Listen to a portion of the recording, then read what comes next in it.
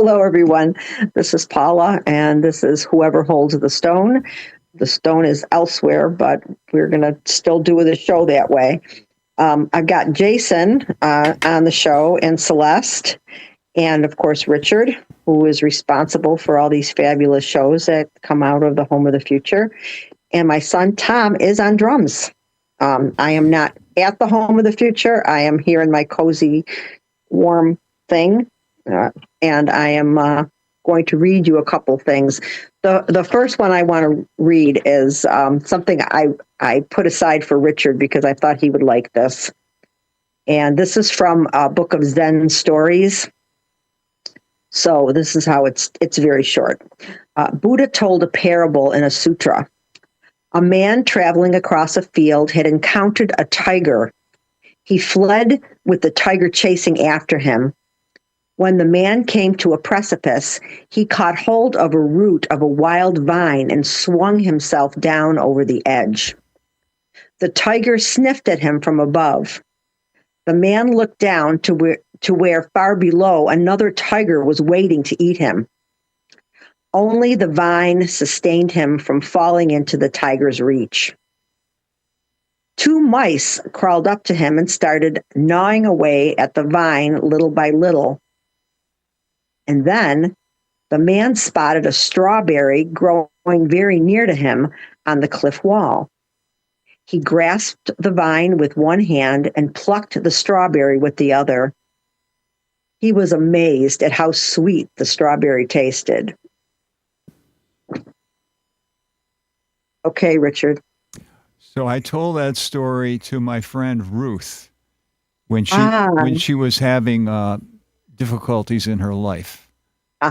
You know, the moral of the story is you don't focus on the bad things that are happening to you. You focus on the good things that are around you right now. Mm-hmm. Oh, and the fact that because his life was almost at an end, either way, it was sweeter for that. Right? Oh, that's an interesting interpretation. See, I thought it's more simple. It's like that, just be in the moment. Yeah. Yeah. Okay. Yeah. Okay. So what she liked the story, and then a month later she said, "Oh, I moved into a new house, and I had my kitchen wallpapered with strawberries on it, so I would think about that story while I'm in the kitchen." That's really that. I like that. I like the visual cue to remember to appreciate the good things. Mm-hmm. That's nice. That's a good story, Richard. Well, I got the stone. The tie that I own, I have about 100 ties, but I don't wear them anymore. But when I was younger, the one tie that got the most approval all the time, it wasn't even the one I loved the best. The one I loved the best was the teddy bear Santas, but skulls. The skull tie, it had a whole bunch of skulls on it. People loved. I mean, versus not saying anything or that sucks. No, they went out of their way to tell me they liked my tie. And it was the skulls. So, because I was really bereft when my silk skulls boxer shorts fell apart, because I love those too. And if I was going to get a tattoo, I was going to get a ring of skulls around my neck. Wow. Yeah. But that would go good with your punk haircut. Yeah, but you can't wash off. True story. This is the last one. I have the stone. The last one. There's a orthopedic surgeon down in Du Bois, PA, Keith somebody. You could actually see it. He's like 60 years old, but he has that ring of skulls. And you could see it in his pictures. And he's ortho. So does anybody know how the tie originated? No. I don't recall specifically. When the French were in Algeria. And they were fighting against other African nations that were trying to take over Algeria. This one particular tribe was very fierce. And the general said, if you encounter these people, you'll know them. Because what they do is they wear a piece of cloth around their neck that distinguishes that they're the elite military of this other tribe. And the general said, that's kind of a good idea. He said, I'm going to start having our military have an elite branch, and they will wear a certain thing around their neck. And it became a status symbol. Ah, Wow. That Well, makes sense. that's I never interesting. thought of it before. well, and we were talking about Paris a little while ago, and speaking of skulls, and I went to the underground where they have all the bones, The catacombs. from they're not catacombs. It's I can't remember what they call it there, but the thing is, the whole thing is filled with bones, with beautiful decorations of bones like skulls. And that's the first thing I thought of when you said the skull tie was my sisters wouldn't go. They said it was too gruesome, but I loved it. They had taken the bodies from the people who had died of the plague, and they moved them all after their, the meat had come off of their bones, and they just they just set the skulls and the bones into the mud, and it's fabulous. It's like nothing I've ever seen before. Wow. I'm still So when I contemplating think the of- strawberry story. Yeah. What are your thoughts? You're right, Jason. It's called the Catacombs of Paris. Is it the catacombs? Okay. My brain doesn't. Okay. Go ahead, Celeste. Oh, no, I was just thinking about that because, if you put it into a different kind of context, it's really, the last meal before the execution kind of thing. Or, your last grand act before you lose something or have to do something. Yeah. I kind of had that same interpretation. Like this tastes so good because it's probably going to be my last, but without actually thinking that the experience was such that it was special. But because I thought, oh my God, what tragedy that is, right? To be watching yourself go down like that.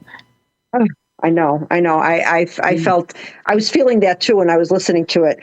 I found it on YouTube. I stopped listening to the Canterbury Tales because it was having a hard time focusing, and I thought I'll finish reading it another time.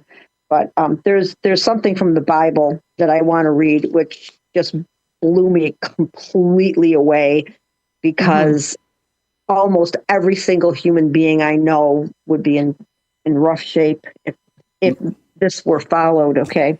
So this is from Deuteronomy. It's in 21:18. If a man has a stubborn and rebellious son who will not obey the voice of the father or the voice of the mother, and who, when they have chastised him, will not heed them, then his father and his mother shall take hold of him and bring him out to the elders of the city, to the gate of the city. And they shall say to the elders of the city, this son of ours is stubborn and rebellious. He will not obey our voice. He is a glutton and a drunkard. Then all the men of the city shall stone him to death with stones. So you shall put away the evil from among you, and all of Israel shall hear and fear. All right. Wow. How many of us would have ended up getting stoned outside the city walls? Yeah. Wow. Yeah. So would the writer of that piece be in favor, if Rob Reiner's son is found guilty, of giving this son the death penalty for something the son may have done on drugs? I'm sure. Well, gluttony and drunkenness. I think I that gotta just say, gluttony and drunkenness. There's the no margin drugs, there. There's no margin for error, and this. Yeah. Oh my gosh, the things that you can get stoned for in the Bible are innumerable. Well, Yeah. Legion. Thank you. Yes. the thing that I think of is putting linen and cotton together. That's a Levitical law. Like, wow, really? Linen and cotton, and that's the same as having sex with another man. Those are kind of right. These two things are not the same. Fabric. Yeah. If you sacrifice incorrectly, Mm-hmm. if you make a mistake while you're sacrificing, because they're very specific, what kind of animal, and the fact that it has to be without blemish. Mm-hmm. If you do not do it that way, you can be put to death. Dude, that's harsh. Well, the Bible is a funny thing because I know there's so many versions of it, and it was written in so many years apart, right? Yes. So by the time it got to us, God only knows how many variations on the So you stories there say. have been. God Right. only knows. A lot of the stories came from other cultures. And we pick up these phrases and expressions and we roll with them. A friend of mine says, is having some struggles at home. And he says, well, the Bible says it's better for a man to live on the corner of the roof than in a house with a contentious woman. And it's like, whoa, okay. So there are all these little quips and things in here that are not, they're behavior modification tools. So the Bible does a couple things. It's a history of nation building. Yes. It's a mechanism for behavior modifications and control. And they're also like stories to inspire or put fear into the hearts of people, right? Right. I don't control, necessarily think about it as some people do, and most people who are Christians do. Think of it as a document spoken from the mouth of the divine. I just think, these are people who are inspired. Now, maybe the original works might have been, but if you got something that has 1,200 versions at least and translated into God knows how many languages. But when you look at a God who is this vengeful and who is this cruel, and then you're forming a new religion, do you base it on that God? Yeah. I mean, come on. Yeah. Okay, of course the mediator, the mediation of the whole thing is supposed to be Jesus. But even Jesus isn't a rule follower, and if we can go by what's written about him and about what he said. So I don't know. I find the Old Testament. They lose the guy for all of his formative years, right? Yeah. he goes off when he's 13. You don't hear a word about him again in the Christian Bible until he's 32 years old. This is supposed to be the most important person that ever lived, and you lose the guy. That's quite an edit. You understand what I'm saying? The other thing is that there are other documents that sort of plot his life in their own way. Like, where did he get his storytelling skills? They say he was with the Oracle of Delphi. They had him up here in New York at Palmyra. They do the big thing there. But the thing that always bothered me was he was a scholar. He was a Talmud. He was a scholar of the Jewish faith. He knew all about the Jewish. So what happened to the stuff he wrote? Mm-hmm. Oh, I'm telling you. I mean, there's so much. That's always bothered me. If he was a scholar, there's something. Right. There's something missing. And so different writings have different things about that. It was very clear. He spent one of his, and maybe this is in the Aquarian Bible. I'm not sure. I don't want to misquote it, but anyway, it talked about the fact, and it shows up in the Christian Bible, that he was a little bit of a short-tempered kind of guy. So it took him like 7 years to get past this one thing, and then we know, that he did have kind of a temper because he, turned over the trays and tossed out the money changers and, said, like, get up out of here with this mess. And he cursed the damn fig tree for not having figs when it was out of season. It's like, come on. Let's. So, it's a very interesting thing. I can't imagine if we were to find and be able to read and access what some of the original script might be, like the Well, ones that were, the Dead Sea Scrolls. The Dead Sea Scrolls are the oldest. I think the oldest yeah, renditions of some of the things, and Yeah. it was everything was thrown out by the Catholic Church, and it's just been well, yeah, because really that's the modified. control, behavior modification, Yeah. and nation Okay. building story. I All right. mean, some of the things in the Bible are pretty Mr. scary. Jason wants to talk. Go Okay. ahead. Well, there was a guy with whom I worked on the highway who was a Mormon. He converted to Mormonism, and he said the whole basis of their scripture and their belief was when Jesus said, "I have sheep and other flocks."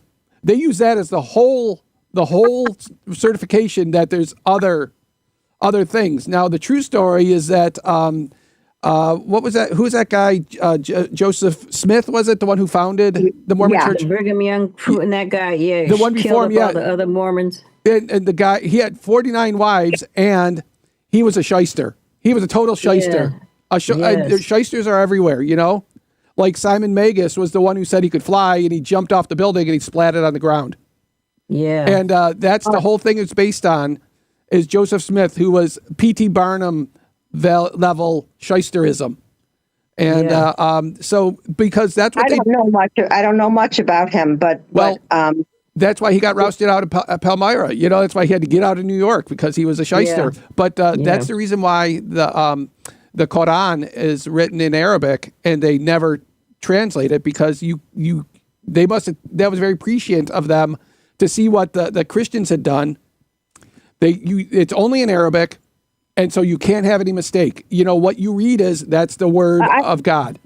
I have a copy of the Quran in English. That is not halal. That is haram, because it's not supposed to be translated. Right. Because but you're I do interpreting. Somebody's interpreting well, I what's think said. what they've done. I know this, having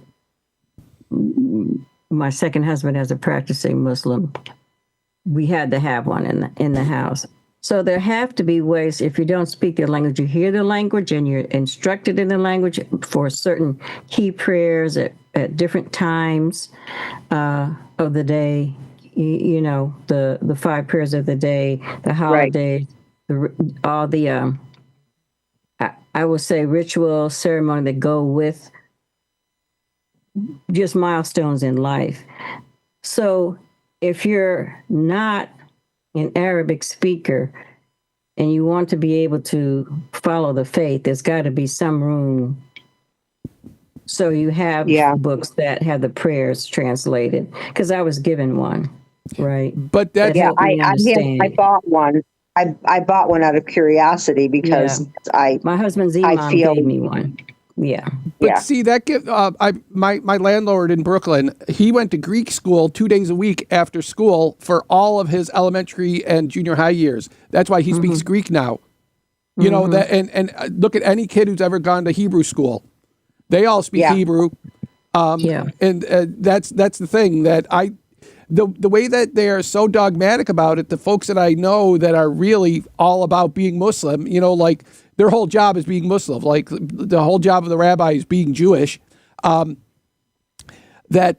you have to know it in Arabic. And the church Arabic is different from all the various dialects that are all over the Middle East. Yes, you're taught the prayers in Arabic, but you have to know what you're saying, and you have to know how to live. But that's my point. That's what I'm saying, that giving them an out, because if you have an interpretation or a translation, things are lost.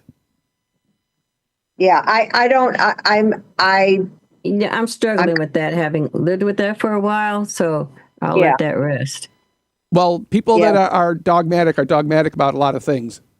Yeah. And if you're it seems to be what religion's about. If you're a fanatic, Right. what is a fanatic? Somebody who can't change their mind and won't change the subject. And people that are so religious are that, whether they're Christian, Buddhist, Muslim, Jewish, Zoroastrian, Eckankar, Scientologist, that's the thing.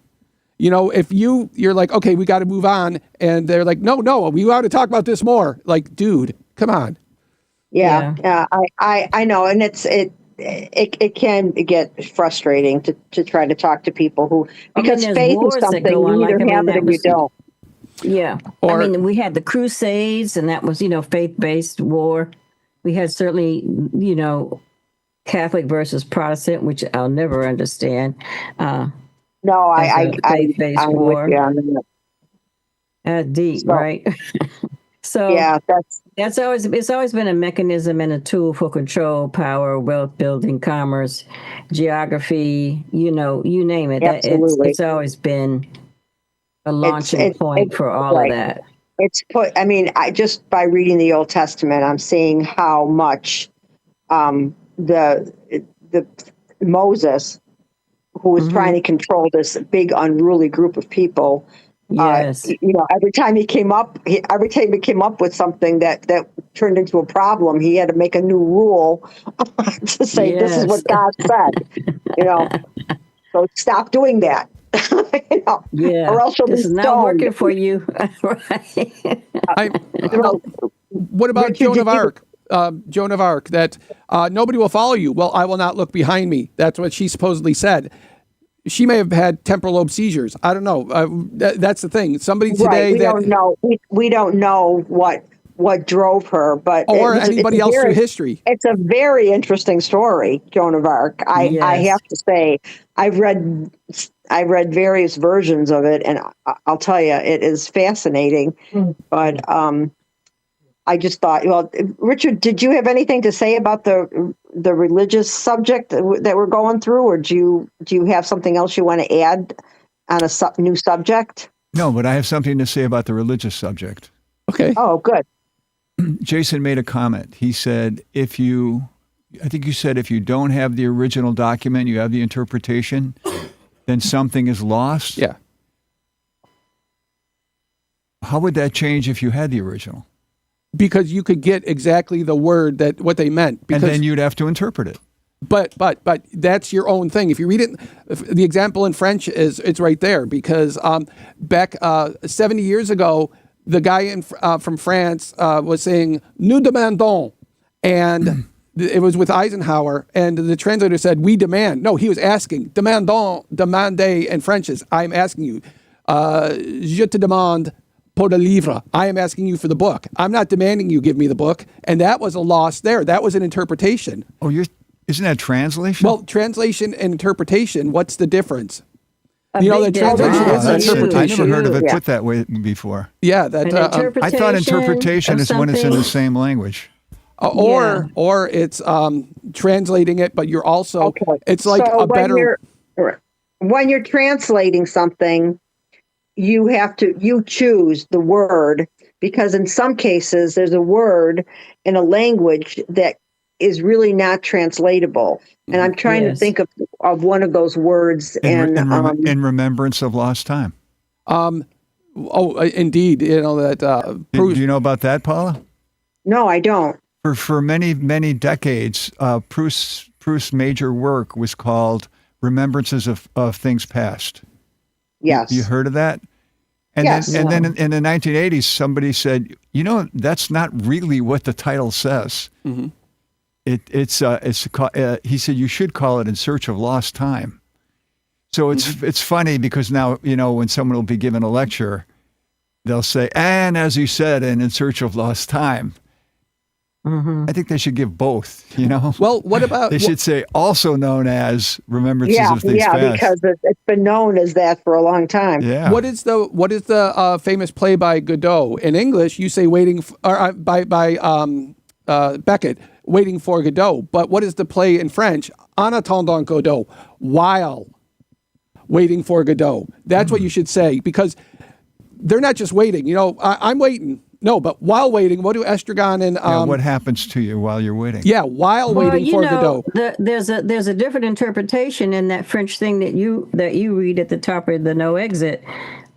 When you read it as it's written, and then the words that come out in English, they are not the same. Well, but the thing is, do you know what the belle-mère or marâtre is in French? Marâtre is the old term for a stepmother, and it sounds bad. So now belle-mère, which you would just say is beautiful woman, no, or beautiful mother. No, belle-mère is the new term for stepmother in France. What I'm saying about old wives' tales, you're reading it literally and you're not interpreting it. So you're in That's what I'm favor of saying. I like interpretation. the way you started What I'm with saying, this. yeah, the Femme words, that's is- just word for word for word for word, and you're reading it word for word, but Yes. it's colloquially, it's an old wives' tale. That's just what they call it. But that's colloquial, and that's an interpretation. Right. Agree. Literal is beautiful woman, belle femme. I like Yeah. the way you Put it up opened the there, show. That's what it says. I like the way you opened the show this week. That was written by Richard. I Yeah. liked that a lot. I thought that was, I think that starting it off in French is a little hoity-toity. That's what Richard said. Je peux le dire. Qu'est-ce que c'est le problème si je le dis? Se passe. Yeah, I agree, Yeah, Paula. I really liked the opening this week. I liked the whole show. I thought, oh, speaking of which, we were talking about, why women pick men who are bad people. I wanted to chime in. Of course, I couldn't because the show had already been done. But the concept of women thinking that they can fix men, that's one thing. Yeah. Women marry men hoping they'll change. Men marry women hoping they won't. That You is mean yeah. That the men won't change or the women won't change? The men don't That change. the women won't change. The Yeah. women marry men hoping the men will change. Men marry women hoping the women won't change. I see. Yeah. Yeah, but so there's that saving men, and there's also the feeling that you are not consciously thinking you're not good enough for somebody who's going to treat you well, but just having that idea because you've always been treated poorly. You're a damaged person, If and you you've always do what you've always done, you always get what you've always gotten. right, because you can't see. It's hard to see anything in the future that doesn't match something from the past. Well, if you have, so there's a chance, I have $10 here, and there's a chance for $10 nothing in this hand. People are afraid to take the chance. Or even there's $20 or nothing, there's 10 here, they'll take the 10 because they don't want to take the chance at there's some unknown. The unknown scares people more than anything else. That's why Right. what scares the unknown after you die, that's what scares people. Yeah, I just found that that conversation about wanting bad. I don't think you want. And Celeste is right. A lot of times that just is sexy, and you're looking at that and you're thinking, wow, but it's not sexy after the sex. Right. Right. That Wow. well, what's the temperature? I mean, you like 75, but if it's 95, that's too hot. And what about the guy, like I said, some bad guys really are bad. Some bad boys become bad men, He Right. started dealing in slaves and something and inside of her died. There's another thing I remember having a relationship with somebody who had some really bad habits. And I mean, not personal habits. I mean, too much drinking, flirting in my presence, things like that.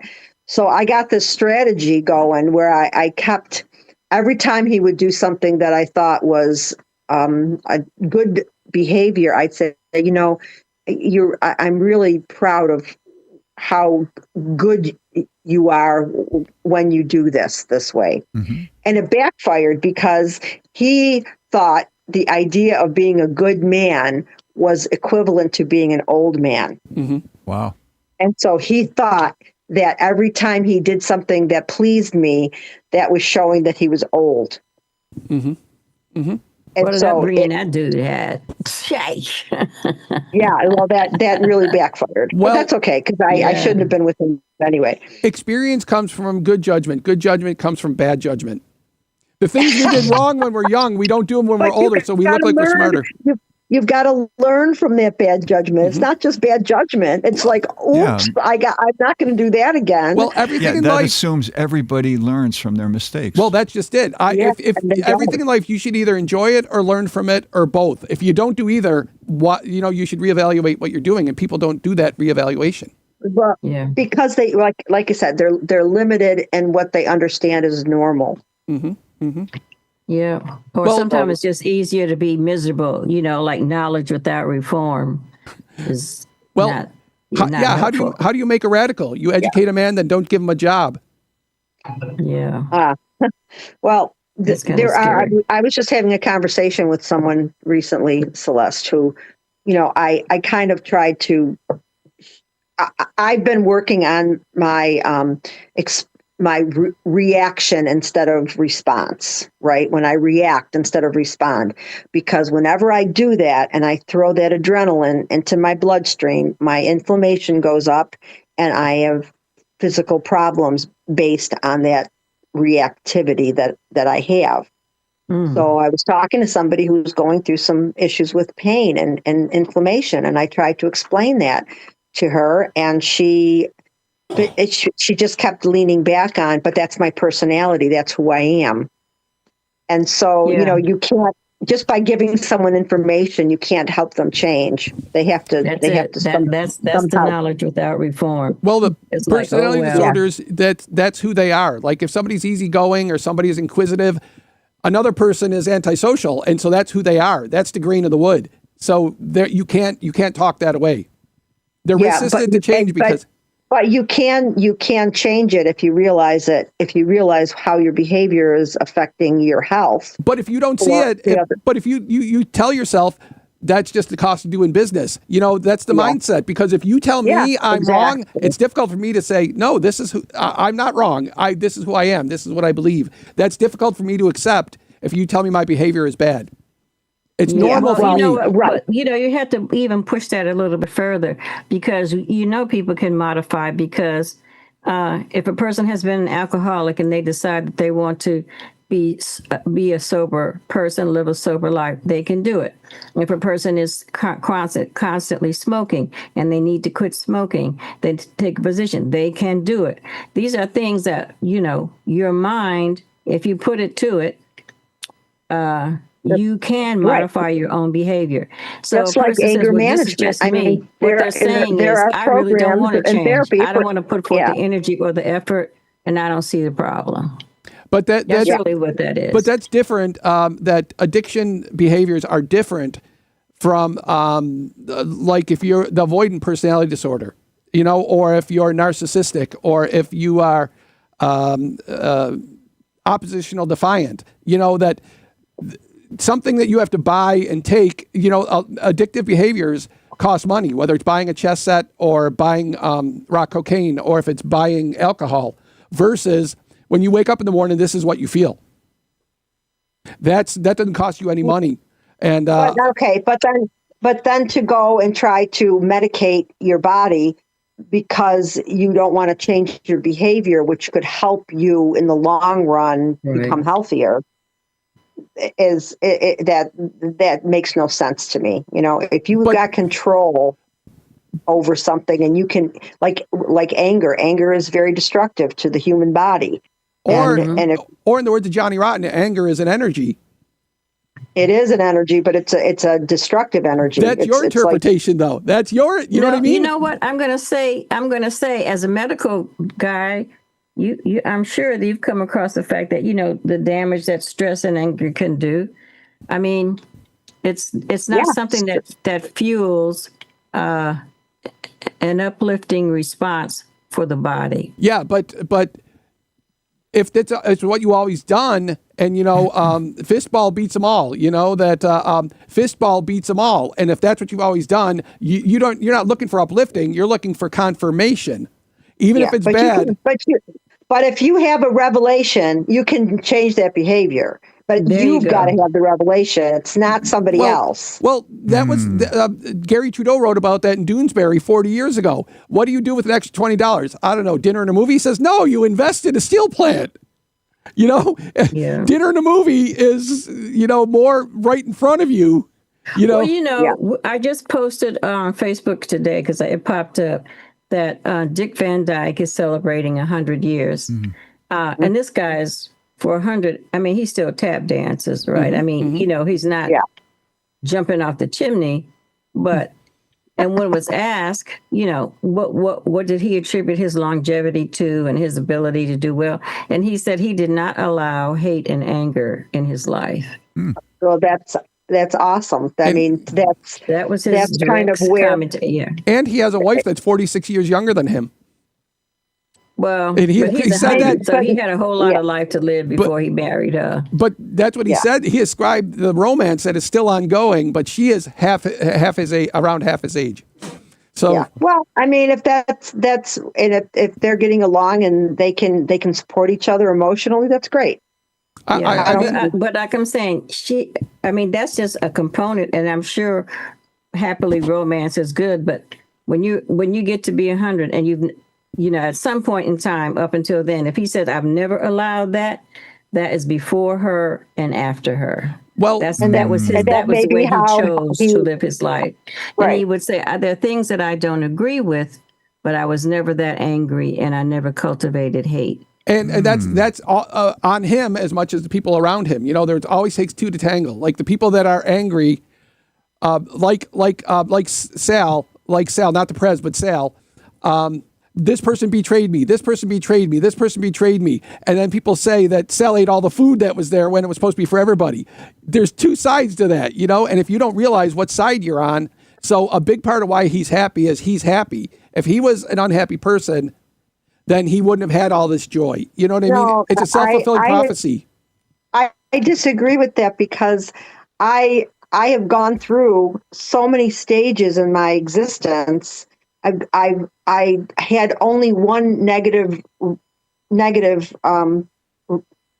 emotion, and that was anger. I couldn't show sadness. I couldn't show anything. I couldn't show vulnerability. I could only be angry. And I learned, and I fixed it.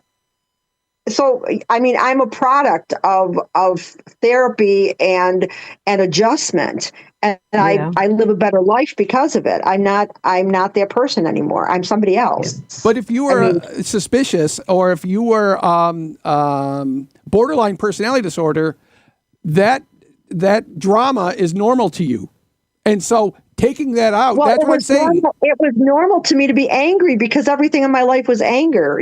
Everything was bad. But I learned. I read. I went to therapy, and I figured it out. So people can do it. If I can do it, But what did you I'm morph not- into? Because what were you angry at? I was Richard. I was angry at the way my life, what I had to live in my life. I was always having to protect myself. And when you always have to protect yourself, you can't let anybody in because it might hurt you. And your epinephrine goes up all the time. So Richard has a Richard had point. his hand up. Yeah. Yeah, Richard, go ahead. When Candid Camera finally went off the air, they were contacted by a university psychology department. They said, "Can we have all your tapes? They're invaluable for studying human behavior." Now, there was this one Candid Camera skit that they did where at the cash register of a store, they had a sign on the register that said, "Today is no change day." So a guy hands $20 for whatever, right? Maybe a $5 item. And she says, "Okay, thank you." And he says, "Where's the change?" And she says, "Look here, you didn't see the sign? No change day." Everybody got irritated and angry when the cashier did that. And that's supposed to be funny. But one person said, "Oh, okay." And he walked away. So not obviously they ran after him. They said, "This is just a thing for a TV show. How come you're the only person who didn't get angry?" And he said, "I have learned over the years not to get angry about anything." Yeah. Now, do you think he was born that way, or do you think he learned it and he altered his behavior? Well, nature and nurture, because that's like that joke about the Dalai Lama. Yeah, but what do you think? Well, Don't tell me about the Dalai Lama. What do you think? No, the hot dog make me one with everything. If that's what you grow up with, if you grow up with that, So if somebody taught you that, yeah, but from a young age before you even realized you were being taught, I think you can change no matter what age No, you are. I what have do you to. think, I Paula? know. I know from personal experience that I'm a different person than I was 30 years ago. But you had And to do all that work. You had to do all that work. I did a lot of work because I wanted to be able to have better relationships, and I wanted to have a person in my life that was not damaged. And the only people that I could have had in my life, because of how angry and volatile I was, were damaged people. But and what if you came to that? What if you had that from the start, though? Not angry, but the happy and open. That's something. In fact, I found some pictures of myself as a child, and I showed them to Greg, and I said, "You see this kid in this picture? This is the me before the damage happened, and this is who I would have become had none of that stuff happened." Don't I know it? And I was expressive, and I was fearless, and I had all these positive. I mean, I was only a little girl, but it was like right after my father died, and the stuff didn't start to happen yet. So I would have turned into that kid. I would have been an adult who was willing to try anything and fearless and happy. But I didn't get that opportunity. So and you can be you can change from influences. You can be Yes, around yes. somebody in a later age of your life, and you go, "Wow, look at how that person lives their life. I'm going to try to do the same thing." But if Yeah. your first thought is suspicion, how do you change yourself from being suspicious? Your first thought. Yeah. How do you make your first thought openness? Now, so you're saying there's things you cannot change about yourself? Those are the personality disorders. Do research on personality disorders. Does that apply to everybody or a small segment of the population? Well, about 13% of the population has a personality disorder, so that's a pretty big. So 87% of people can change themselves. No, it's not black and white like that. The things that you can change are easier to obtain. There's some things about your personality that you can't change. Any psychiatrist, psychologist will tell you that. So every human being has that there's things about themselves they cannot change? Yes. What do you two think about that? I'm going to say I read something. Somebody posted something, and it was interesting to me. I didn't have a chance. I got so many things going. I didn't have a chance to read it. But it talked about the stages and the major changes that happen to the brain at certain milestones in life. And it was like infant, and then you get to be about 9, and then you get to be at about 35, and then you get to be about 66, and then you go to 83. And at these different stages of life, the life cycle, and there was some illustration that went with that of the brain. It showed the changes in the brain that will change how you are living and your outlook and perspective. And I we're having this conversation now. I wish I had downloaded the graphic and the article.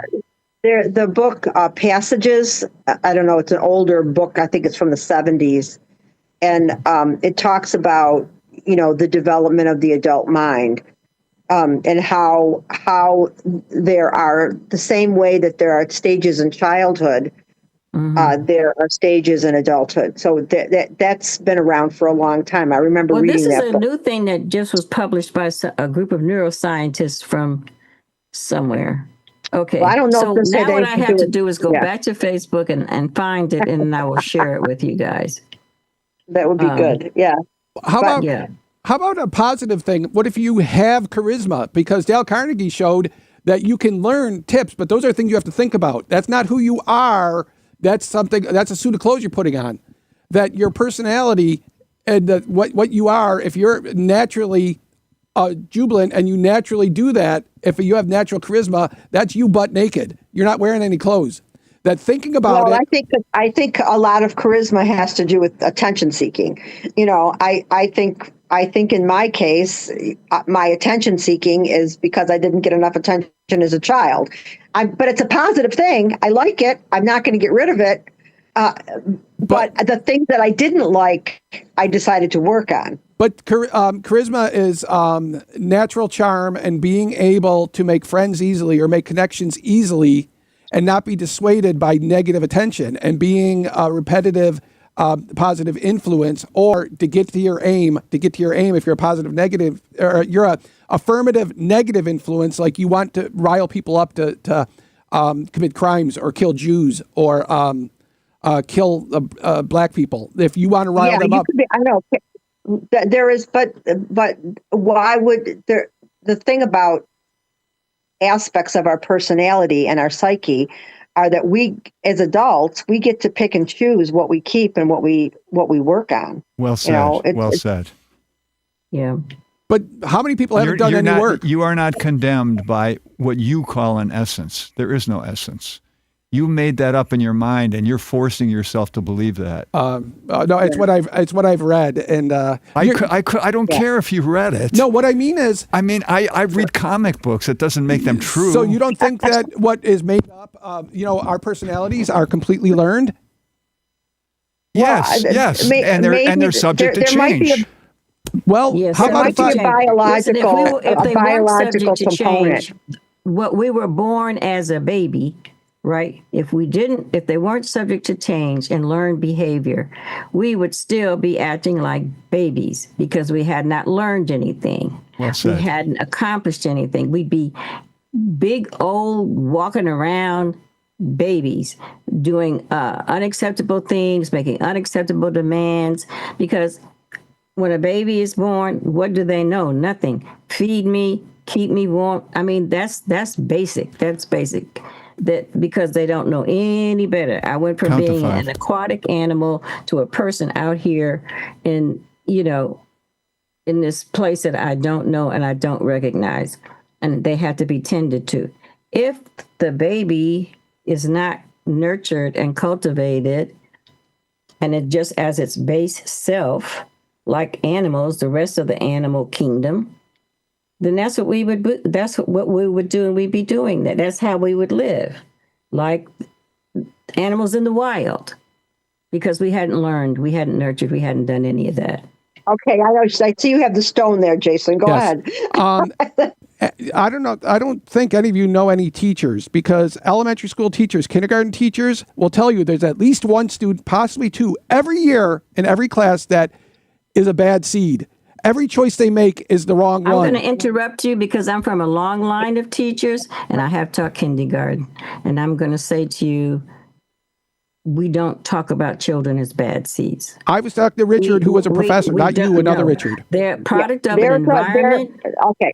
There's a book. It's called, it takes the onus off of the idea of what's wrong with you, and it switches it over to what happened to you. Well said. Yes. So even at the tender age of 5, when you're in kindergarten, you can have had a barrage of negative things happen to you, which made you act a certain way. Now, do you have trauma informed?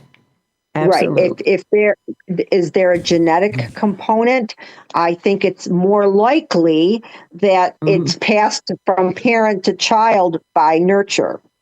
Yeah. But more likely, that's not a yes or a no. That's a nuanced answer, because that's a nuanced answer. But what you're saying is it's all experiential. So you're denying that nobody has any tendencies innate to them to do this. Did you think I have some innate tendencies, but I don't say that they're tendencies that cannot be modified and be cultivated into a natural first reaction. Have you ever seen Homicidal Mania? I mean, your instinct is, touch a fire, but as you get older, you know better. No, I'm not doing that. But what about people with the homicidal mania or the suicidal mania? Are you saying they can never be changed? That without medication? No. Wait a minute. Now you're saying without meditation? No, medication. Oh, medication. If you can't hear what's being said, you can't comment on it. So there are people who have a biological personality, and the only way they can be changed is with medication. Or electroshock, or some type of doing something to modify them. I'm glad you're not in charge of a prison. Oh, my God. Have you ever been in prison? I have. And I'm glad you're not a therapist. That's not my job. Oh my God. Do you think that talking about everything's going to work? If people that want to kill themselves are going to do it, how can you? If they want to kill themselves, they're going to get it done. And then No matter- what about the people who jump in the nets off the San Francisco Bridge and they're saved, and then they say, "Boy, I'm so glad you did that. My life has changed." But Yes. is that everybody? Because What? no, That's everybody like that kills we're talking themselves. about everybody. No, We're not jumping talking off the about- bridge. You But said everybody. everybody who does for so and so, options. and then I gave you a counterexample. You said, "Is that everybody?" No, I'm talking about everybody that kills themselves, not people that jump off the bridge. Because you have a time. If you shoot yourself, there's no time between shooting yourself and dying. Jumping off the bridge, you have 5 or 6 seconds before you to think about it. But that's a tautology. Well, I don't know, because if you people that regret it also the Tylenol overdose because they die 3 days later, so they do the same thing. They say I shouldn't have done that. Therefore, they had to do it. No, they didn't have to do it, but they regret their choice. That Sometimes I just can't follow you. you said jump. The I people just, have the jumped way the you bridge. hop from subject to subject is brutal. The manner of somebody killing themselves. That's what I'm talking Yeah. about. And the time it takes for them to die. You don't have time to regret Right. it if you get hit by a train. We're Well, talking about yes. inherent and innate tendency. Yes. And Okay. those cannot be I don't- changed. Okay, so you're back to that subject. That's where Yeah, we disagree. I think Science that, disagrees with you. babies are like Celeste said, babies are born like a blank page. They're a blank Yes. page. Tabula rasa. Maybe they have, there might be some kind of brain disorder that's passed on genetically. I mean, you can't discount that. That could happen. I don't think it's common. I mean, I don't know, but I have small children generally, if they're acting out in a bad way, it's because they're not getting attention for acting out in a good way. Yeah. I mean, some of the examples were the children they found in orphanages in Eastern Europe that were unable to be responsive because they were just left in cribs. They weren't nurtured. Right, and they can weren't die. hugged, they weren't rocked. Yeah, they can die from that. You can die from infants will die in the so- crib if they're not held. Yeah. So, I mean, they do come here with, nothing in, somewhere in the link of the, DNA chain. Some things will be passed down. Wonderful singer, wonderful dancer, good at math, good at something. There'll be some kind of identifier. But generally speaking, that person has to be cultivated in some kind of way.